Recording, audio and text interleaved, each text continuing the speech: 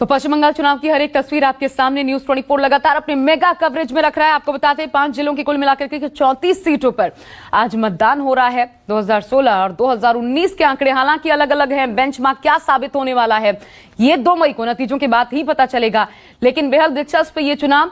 और सबसे गंभीर बात, कोरोना महामारी के बीच ये चुनाव हो रहा है, जब कोलकाता और पूरे राज्य की बात करें तो प्रतिशत पॉजिटिविटी का बहुत ज्यादा है। कई ऐसे लैब्स हैं जिनका कहना है कि वहां पर पॉजिटिविटी दर जो है वो 50% के पार है। अमरदेव पासवान मेरे साथ जुड़े हुए हैं, बाकी मेरे तमाम सहयोगी भी हमारे साथ हैं। लेकिन अमरदेव पासवान, 1428 ऐसे बूथ पश्चिमी वर्धमान में जो कि बेहद संवेदनशील घोषित किए गए हैं। ऐसे में एक तो चुनाव आयोग की क्या तैयारियां दिखाई देती हैं और साथ ही टफ फाइट किनके बीच यहां पर नजर आता है? प्रमुख चेहरे कौन से हैं? देखिए, मैं आपको बता दूं कि यहाँ पे जिस तरीके से जो संवेदनशील जो बूथों की जो चिन्हित किया गया है, तो उसको लेकर उसकी सुरक्षा व्यवस्था को लेकर 157 कंपनियां यहाँ पे तैनात की गई हैं केंद्रीय बलों की। और लगातार केंद्रीय बल की जो टीमें हैं वो लगातार जो बूथे हैं बूथों को का दौरा कर रही हैं और जो वहाँ का माहौल है माहौल का वो जायजा ले रही हैं। और अगर हम बात करें यहाँ के जो मुख्य चेहरों की, तो यहाँ पे 4 ऐसे चेहरे हैं जो मुख्य रूप से देखे जा रहे हैं, जो वाइटल भी बोले जा रहे हैं। इनमें से 2 जो है वो बीजेपी से हैं और 2 उम्मीदवार जो हैं वो टीएमसी से हैं। एक टीएमसी के जो अगर बात करें तो टीएमसी की तरफ से मंत्री मोलाय घटक खड़े हैं, जो नॉर्थ विधानसभा सीट से वो अपना किस्मत आजमा रहे हैं।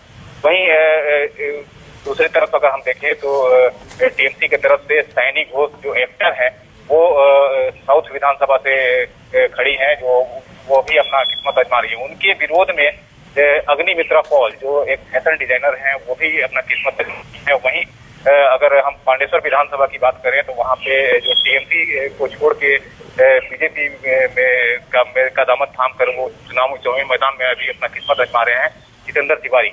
तो ये 4 चेहरे ऐसे हैं जो काफी वाइटल माने जा रहे हैं, जो अभी चुनावी मैदान में अहम भूमिका के तौर पे हैं।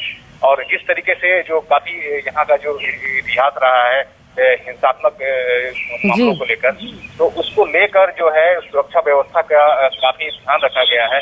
और काफी जो संख्या में यहाँ पे भी गश्ती लगाई जा रही है। साथ में केंद्रीय बल जो है केंद्र भी यहाँ पे लगातार जो है वो दौरे कर रही है और मोर्चा संभाले हुए है कि किसी भी तरह का अप्रिय घटना नहीं घट सके। ठीक है, आप बने रहिएगा अमरदेव। और आगे जब मैं आऊं तो अमरदेव, ज्यादा से ज्यादा क्योंकि वहां पर लोग क्या कह रहे हैं और माहौल क्या है, लोगों के बीच में डर भय वाकई कोरोना को लेकर के कितना है, ये जरूर बात करने की कोशिश कीजिएगा। और साथ ही मुद्दे समझने की कोशिश, ये बहुत जरूरी है कि लोगों के जहन में क्या है। ये सिर्फ बीजेपी वर्सेस टीएमसी की फाइट वाकई रह गई है या अभी भी चुनाव में कांग्रेस लेफ्ट संयुक्त मोर्चा कह लीजिए वो भी ताल ठोक रहा है? लेकिन एक बार फिर मैं राजीव रंजन का रुख करना चाहूंगी। राजीव, ये कहा गया विपक्षी पार्टियों की तरफ से, और मैं बाकायदा वो पढ़ देती हूँ स्टेटमेंट, कि आखिरी के जो चरण है बीजेपी के लिए राजनीतिक रूप से बहुत कुछ दांव पर नहीं होगा, इसलिए कोविड प्रोटोकॉल की सियासत की जा रही है। ये आजमाया जा रहा है कि ठीक है अब कोरोना बहुत ज्यादा बढ़ गया है और इसलिए चलिए रोड शो पे, रैलियों पर, चुनाव आयोग तक पर आरोप लगाए गए। क्या वाकई ऐसा है? जमीन पर जब आप उतरते हैं आप देख रहे होंगे, क्या वाकई ऐसा लगता है कि ये 2 फेजेस ऐसे हैं जिसमें बीजेपी के लिए बहुत कुछ खोने को नहीं है?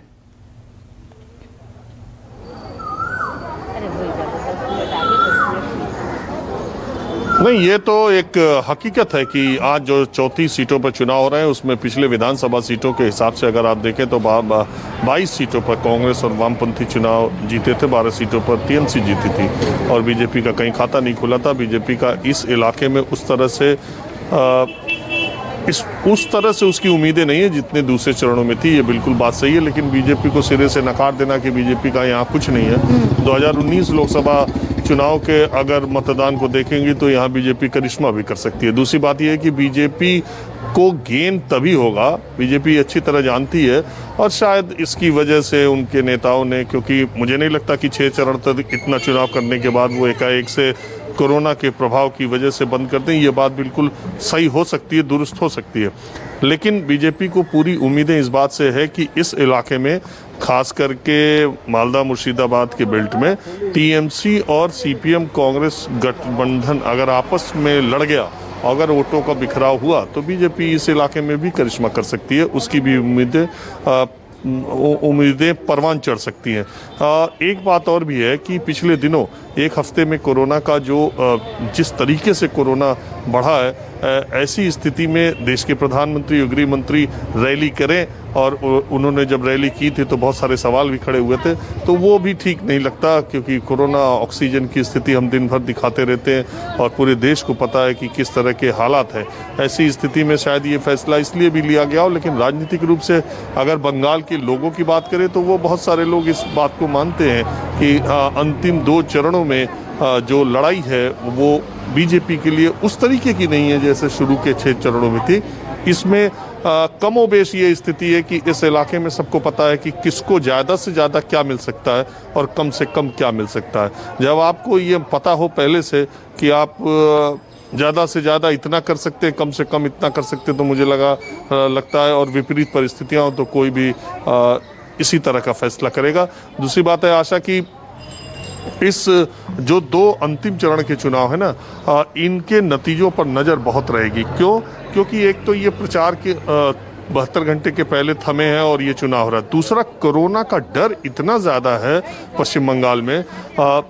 ये बात अलग है, मैं आपको बताऊं, देश के दूसरे इलाकों में लोग कोरोना से पीड़ित हो रहे हैं, संक्रमित हो रहे हैं, तो उसका प्रचार या उसका आपको उस तरह की भयावह तस्वीरें दिख रही हैं। कोलकाता के लोग इस मामले में थोड़े भद्र लोग की तरह है। अगर वो पॉजिटिव होते भी है तो बहुत संयमित और बहुत धैर्य से काम लेते हैं। बहुत अस्पतालों में उस तरह से दौड़ना, भागना, चीखना, चिल्लाना ऐसा नहीं है। संक्रमण की दर यहाँ देश में सबसे ज़्यादा है, और अगर उस तरह से देखा जाए तो टेस्टिंग सबसे कम हो रही है बड़े शहरों के लिहाज से। लेकिन फिर भी एक पैनिक वाली स्थिति नहीं। मैं कई सारे अस्पतालों में गया, मुझे कोविड पेशेंट भी, पॉजिटिव पेशेंट भी मिले, लेकिन बहुत ही आराम से बात करते मिले कि मेरा पॉजिटिव आया है, हम लोग जा रहे हैं और डॉक्टर से ले लिया, होम आइसोलेशन में रहेंगे। और ये एक अलग तरह की चीज़ देखने को यहाँ मिल रही है। लेकिन कारण ये भी ना एक राजीव, क्योंकि हर जगह पर जहां जहां पाबंदियां, वहां पर लोगों में ऑटोमेटिकली एक भय पनपता है, डर पनपता है। लोग स्थिति की गंभीरता को समझते हैं। और 3 उम्मीदवार, क्यों न कहा जाए कि चुनाव आयोग ने बड़ी देर कर दी ये तमाम फैसले लेते लेते, इसलिए भी कोलकाता हाईकोर्ट की फटकार पड़ी। मनोज पांडे मेरे साथ हैं और उनके पीछे बहुत सारे लोग। मनोज, आपके पीछे दिखाई पड़ रहे हैं। इसलिए ये गंभीरता जो है कोरोना को लेकर के, मनोज, लोग डर सकते हैं कि हाँ कोरोना है, एक डर है, पूरे प्रोटोकॉल्स के साथ यहाँ पे पहुंचना है, लेकिन वो गंभीरता कि हाँ बहुत कुछ स्टेक पर है चुनाव के बाद भी, क्योंकि जो लहर होगी उसे काबू में करना बहुत मुश्किल होगा, ये तमाम जानकार कह रहे हैं। ये गंभीरता क्या लोग जब वहां पर मतदान के लिए लाइंस में खड़े हैं समझ पा रहे हैं इसको?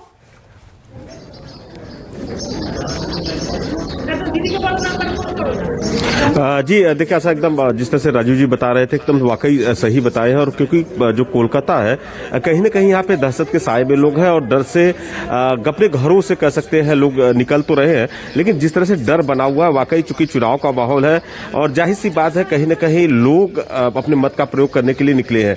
प्रचार प्रसार चुनाव आयोग ने जिस तरह से रोक लगाया, धीरे धीरे करके रुका है, लेकिन आज जो चुनाव हो रहा है बहुत बड़ा एक अहम है। लोगों के मन में जो साफ तौर पर डर दिख रहा है, दिखाएंगे कि किस तरह से जो लंबी कतारें मेरे पीछे लगी हुई है, लोग ये चाह रहे हैं कि सुबह सुबह अपने घर से जल्दी से निकले, अपने मत का प्रयोग करें, वाकई अपने घर पे जाके शांति से बैठे। हमारे साथ देखिए कुछ लोग हैं, बुजुर्ग हैं। दादा, क्या लग रहा है जो कोरोना का जिस तरह से माहौल चल रहा है बंगाल में, चुनाव प्रचार पे भी रोक लगा, लोगों के मन में डर है, कितना डर है एज ए सीनियर होने के नाते, और मत का प्रयोग भी करना है? जहाँ तक डर का सवाल है वो पूरी तरह से छाया हुआ है, क्योंकि हर दिन जो अखबार हम लोग पढ़ रहे हैं या टीवी न्यूज देख रहे हैं उससे मालूम चल रहा है कि रोज हजारों की तादाद में बीमार पड़ रहे हैं और उनमें से कुछ लोगों की मृत्यु भी हो जा रही है। उसका कारण 2 विशेष कारण है। एक तो जो वैक्सीन जो मिलना था वो वैक्सीन की संपूर्ण मात्रा नहीं मिल पाई। दूसरी चीज जो ऑक्सीजन की कमी, ये आज की तारीख में ऑक्सीजन की कमी हमारे देश में, भारत जैसे उन्नत देश में ये एक दुख का विषय है। आपने वैक्सीन लगवाया, लगी है? मैंने दोनों कोर्स ले लिया है, फर्स्ट और सेकंड दोनों लग चुका है और अभी तक तो मैं बिल्कुल स्वस्थ हूँ, कोई परेशानी नहीं है। जी, जाहिर सी बात है। देखिए, यहाँ पे डर का साया है, खौफ तर के दिख रहा है। दादा क्या कहेंगे, जिस तरह से देखिए कि कोरोना जैसी महामारी भी है, डर है, कोलकाता में हर 2 में से 1 व्यक्ति पॉजिटिव पाए जा रहे हैं और चुनाव का माहौल भी है। क्या लग रहा है, जो चेहरे पे भी मुद्दा है या वोटिंग का, क्या लग रहा है, दिमाग में क्या चल रहा है? कोरोना कोई इतनी बड़ी डिसीज नहीं है। अगर आदमी, मनुष्य, पृथ्वीवासी जीव हत्या छोड़ दें, ये परमात्मा का भेजा हुआ वेपन है और ऑटोमेटिक सब कुछ बैलेंस हो जाएगा। क्योंकि जिस दिन वर्ल्ड गवर्नमेंट बनेगी तो वर्ल्ड का पहला कानून होगा एनिमल किलिंग, प्लांट किलिंग को स्टॉप, मस्ट भी स्टॉप होना चाहिए। इसलिए कोरोना कोई ऐसा प्रॉब्लम नहीं है। लोगों को डर है, लोग अपनी करनी का ही भुगत रहे हैं और ऐसा कोई प्रॉब्लम नहीं है। मनोज, संपर्क टूट गया है आपसे, दोबारा मैं आपके पास आती हूं, लेकिन देखिए कौन बनेगा बाजीगर, इस पर भी नजर डालिए। शोभनदेव भट्टाचार्य टीएमसी से अपनी जगह पर इनको खड़ा किया है। विश्वास पात्र ममता बनर्जी के, रुद्रनील घोष एक स्टार चेहरा बीजेपी की तरफ से, मोहम्मद शादाब खान कांग्रेस। हालांकि इस फाइट में कहा यही जा रहा है कि सिर्फ टीएमसी वर्सेस बीजेपी की ये फाइट है और ममता बनर्जी भी थोड़ी देर में अपना वोट कास्ट करने के लिए पहुंचेंगी। मेरे साथ मेरे तमाम सहयोगी अलग अलग जिलों से हर स्थिति आपको बताने के लिए मौजूद हैं, मुद्दों का चुनाव या फिर चेहरों का चुनाव। मेरे साथ अब मनाली दत्ता का रुख कर लेती हूँ, मुर्शिदाबाद से इस वक्त मौजूद है। और मनाली, मुर्शिदाबाद के जो आंकड़े हैं वो बड़े दिलचस्प हैं। कुल मिलाकर के भी देखें तो यहां पर बीजेपी कहीं फाइट में नहीं, टीएमसी से ज्यादा यहां पर लोगों का ध्यान अपनी ओर पिछले चुनाव तक, चाहे लेफ्ट की बात कर लें या कांग्रेस, इन्होंने खींचा। दबदबा इन दोनों का एक साथ जब इस बार रहेगा तो क्या यह प्रभावित कर सकता है मतदाताओं को? यानी ना टीएमसी ना बीजेपी, सीधा सीधा संयुक्त मोर्चा क्या सफल होने में कामयाब रहेगा मुर्शिदाबाद में इस लिहाज से?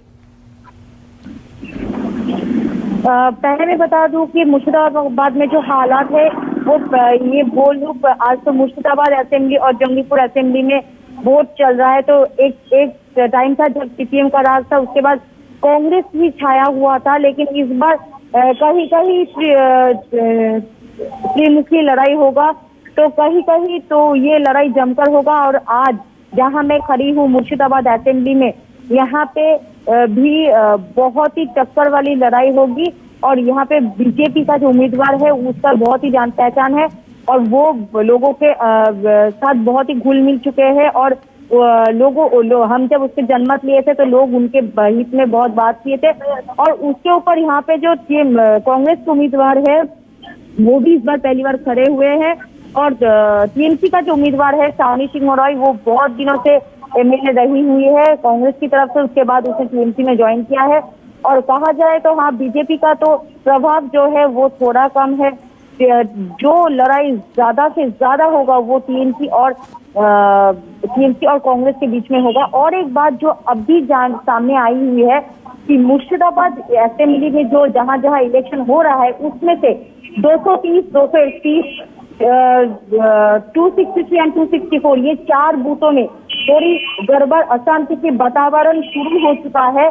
230 और 231 का जो बूथ है वहां पे जो उस इलाके में जो महिलाएं हैं उन लोगों का कहना है कि कुछ टीएमसी का जो आतंकी है वो लोग उनको वोट देने के लिए आने के लिए मना कर रहा है, रास्ते में रोक टोक लगा रहा है ताकि ये महिलाएं नहीं आ सके वोट देने के लिए। रानीनगर हाई स्कूल में जो 230 और 231 जो बूथ नंबर है वहाँ पे महिलाएं वोट नहीं दे जाने पा रहा है। और एक बात है जो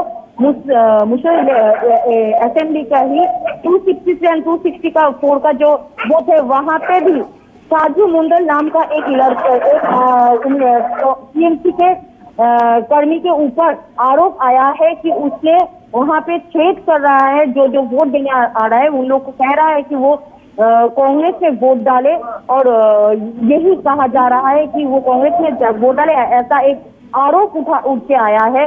अब ऐसे शांति के वातावरण शुरू हो चुका है, वोट देना भी शुरू हो चुका है। हम देख पा रहे हैं आप लोग कि लोग पीछे खड़े हैं, ये लोग वोट देने के लिए आए हैं। और मनाली, बात कर पाएंगे क्या कुछ मतदाताओं से आगे बढ़कर? हाँ, मेरे साथ एक मतदाता है, हम उनके साथ बात करेंगे। यहाँ पे हमारे साथ है। तो आपको क्या लगता है, आप क्या लगता है क्या होगा मुर्शिदाबाद का वोट का वातावरण? हमारा ये कांग्रेस क्यों, आपको क्यों लगता है यहाँ पे कांग्रेस ही जीतेगा? कांग्रेस ये कांग्रेस जो तृणमूल कैंडिडेट ছিল कांग्रेस जीते। ठीक है, টাকার বিনিময়ে জিততে হয়ে যায়। मनाली क्लैरिटी नहीं है वॉइस में, इसलिए थोड़ी देर में वापस आपके पास आती हूँ। तब तक इसे दूर करने की कोशिश करते हैं, जो टेक्निकल फॉल्ट है। लेकिन अमरदेव पासवान का सीधा रुख कर लेते हैं। अमरदेव पासवान, यहाँ के मुद्दे क्या है पश्चिमी वर्धमान? क्योंकि विकास को लेकर के हर बार दावे लेकिन कभी पूरे नहीं हुए, और साथ ही लोकल मुद्दे बहुत ज्यादा प्रभावी नजर आते हैं। इसके बावजूद क्या चेहरों पर चुनाव होगा या फिर मसलों का चुनाव होगा? जी बिल्कुल, मैं आपसे यहाँ पे कुछ मतदाता हैं जो जिनसे हम लोग बात करेंगे और बात करके ये जानने का प्रयास करेंगे कि आखिर इस बार यहाँ के चुनाव में अहम मुद्दे क्या होंगे, और लोग यहाँ पे जो है वो चेहरे देख के चुनाव करने मतदान करने आए हैं या फिर कोई मुद्दे लेके आए हैं।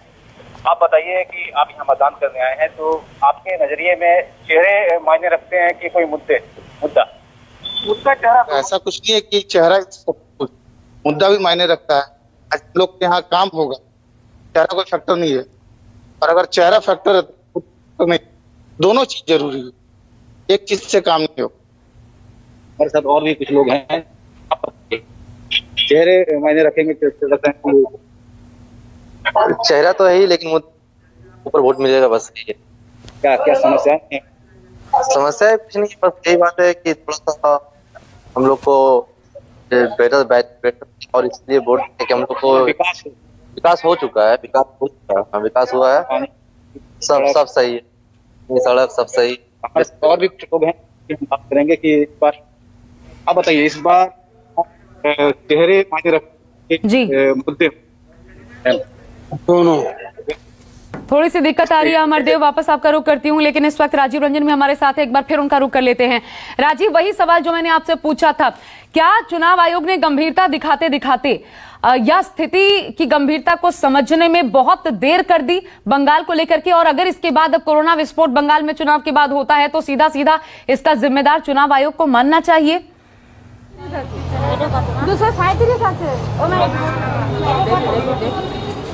देखिए, 3-4 महीने से चुनाव आयोग पश्चिम बंगाल के चुनाव को कराने की तैयारी कर रहा था, और आपको पता ही है कि कितना इसके लिए मशक्कत हुई, कितना दिमाग लगा।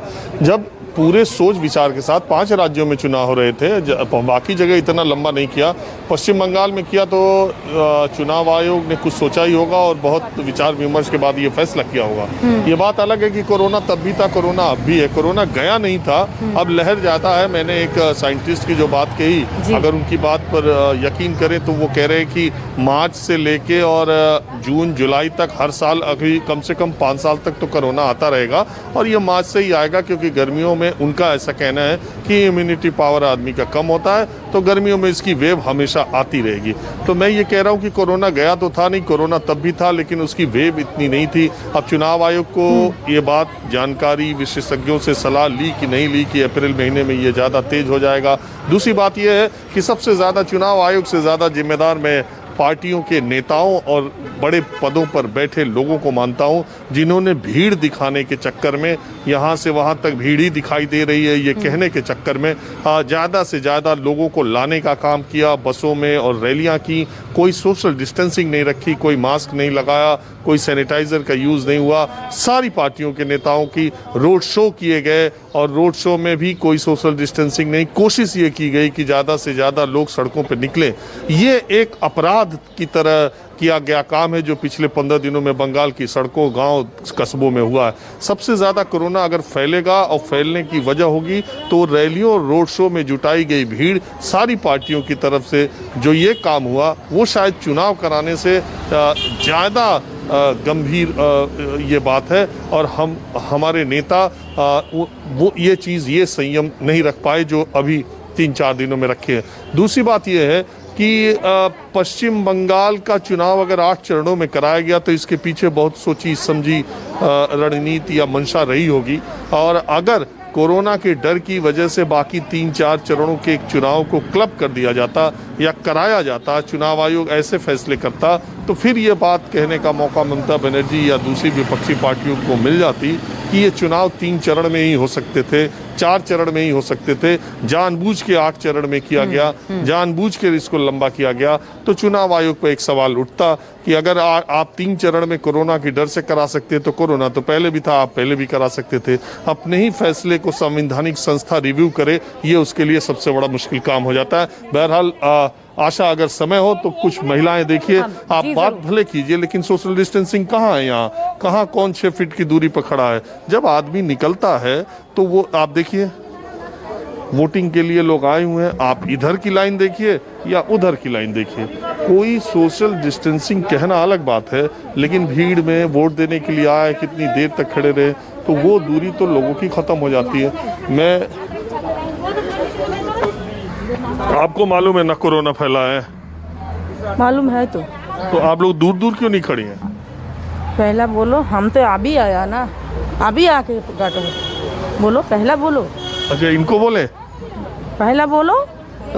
हम तो दूर था, अभी आया। अच्छा छोड़िए, कोई बात नहीं। आप ये बताइए कि क्या सोच के वोट देने आई हैं? वोट देने आई। क्या सोच के? वोट, भारतवर्ष नागरिक है, वोट देना चाहती हूँ। बछर साल में एक ही बार वोट देना, इसीलिए नागरिक के लिए दावी करना, वोट देना। और क्या बोलो? तो आपको मुद्दा उद्दा है दिमाग में या बस किसी एक को वोट दे के सोच के आए हो? देख रहा है, वोट देख रहा है। वोट मेरा मन का बात है, हम देख रहे हैं कहाँ देना, किसको देना, ये तो मन का बात है।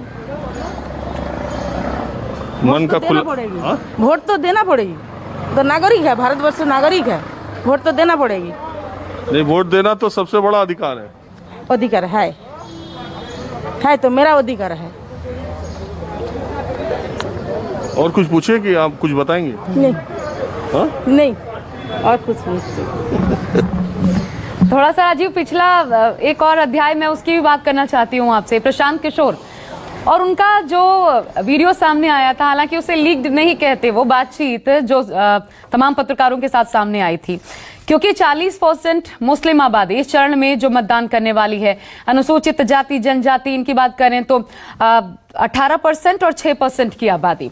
और ये प्रशांत किशोर ने अपनी बातचीत में बाकायदा कहा था, एक्सेप्ट किया था कि वो जो मुस्लिम तुष्टीकरण है, ये एक माइंडसेट डेवलप हो गया है कि तमाम पार्टियों ने बीजेपी को छोड़ दें, तो इस लिहाज से काम किया है।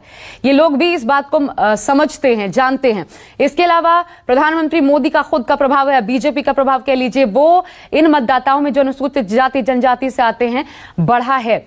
ये बातें सिर्फ ऊपरी हवा में तैर कर रह गई या इनका असर वाकई में ये जो इस वक्त मतदाता कतारों में खड़े हैं इन तक भी पहुंचा होगा और इसका कुछ प्रभाव भी देखने को मिलेगा, क्योंकि इसको बहुत जोर शोर से हवा देने की कोशिश बीजेपी की तरफ से की गई थी।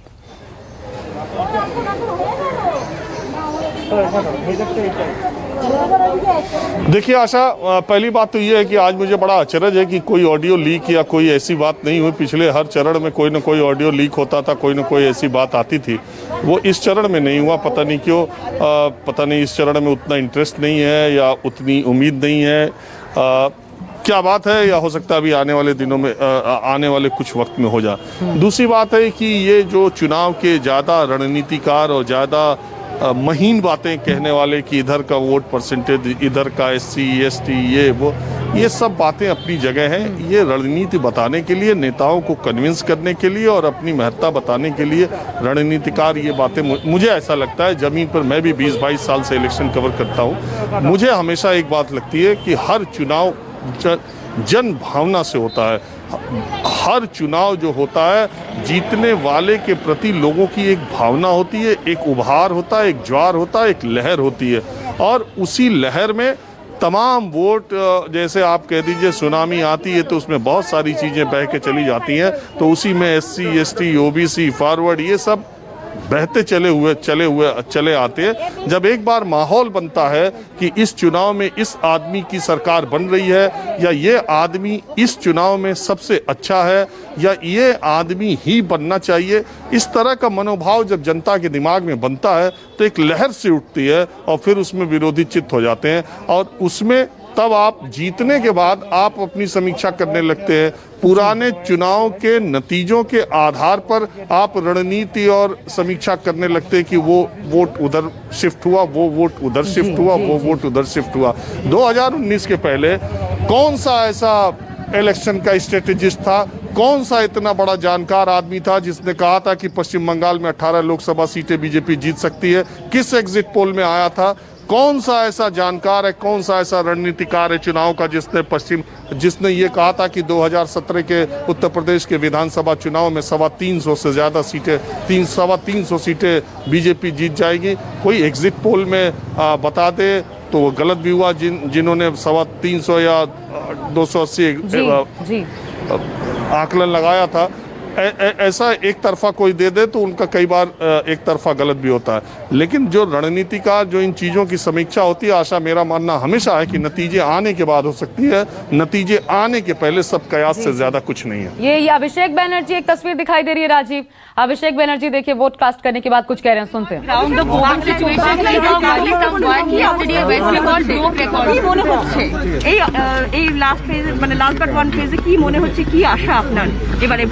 না, যা ভোট হয়েছে তার মধ্যে সংখ্যাগরিষ্ঠতা তৃণমূল কংগ্রেস পেয়ে গেছে। আমি এ নিয়ে আপনাদের আশ্বস্ত করতে পারি। এখন তো সংখ্যা বাড়ানোর নম্বর, এখন কিভাবে আমাদের সিট বাড়ানো যায়, এবং আমি বারবার যেটা প্রথম দিন থেকে বলেছি, আজও সেটা বলছি, 2/3 বেশি আসন নিয়ে বিপুল সংখ্যাগরিষ্ঠতা নিয়ে তৃতীয়বার মমতা বন্দ্যোপাধ্যায় সরকার তৈরি হতে চলেছে। এবং গণদেবতা মানুষের উপর আমাদের আস্থা রয়েছে, মানুষের উপর ছেড়ে দেওয়া হোক। আগামী 2 তারিখ যখন ফল ঘোষণা হবে আপনারা দেখতে পাবেন। तो कितनी सीटें नहीं, मकसद सीट बढ़ाने का है और 2 डिजिट से आगे पार नहीं करेगी बीजेपी। अभिषेक बनर्जी को आप सुन रहे थे। लेकिन सुनामी या फिर सिर्फ लहर, बंगाल चुनाव में आखिर किसका असर? बात लगातार इसकी, अब की बार किसका बंगाल जारी, हमारी खास पेशकश। नमस्कार, मैं हूं मानक गुप्ता। अगर आपको हमारा ये वीडियो पसंद आया हो तो इसे लाइक और शेयर जरूर करें, और हां, हमें सब्सक्राइब और फॉलो करना ना भूलें ताकि आप देश और दुनिया की कोई खबर मिस ना करें। तो जुड़े रहिए हमारे साथ और देखते रहिए न्यूज़ 24।